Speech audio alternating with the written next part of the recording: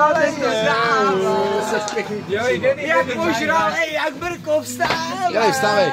Péťa Vlašky. Hej. Teď přijde důležitá. Kde mám kurva čepičku? A Péťa Vlašky. Ale já chci čepičku.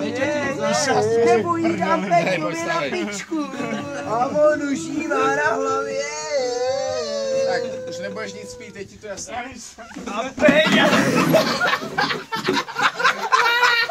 Péťa Vlašky.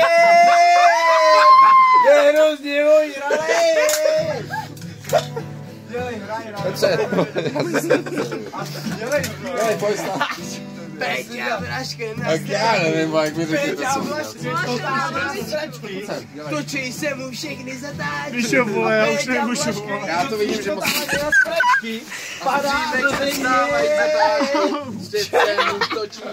a Péťa Vlašky je úplně nejvíc. A cituju jeho slova. Říká au. Asi ho to bolí. Já nechci padat, ale au.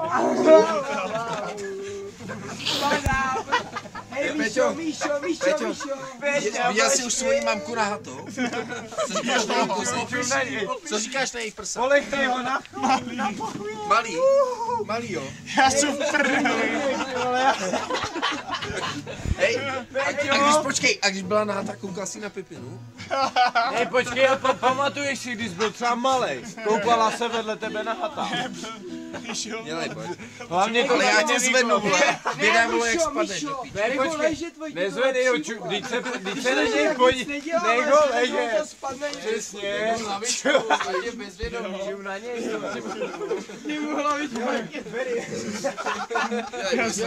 Ať jenom Péťa Vlašky. Je úplně prdeli. Já mu uhnu, počkej, tam může padat někam pryč. Jak zahučen. Jak zahučen. Jo, ale furt Míšo. Dělej, vstávej.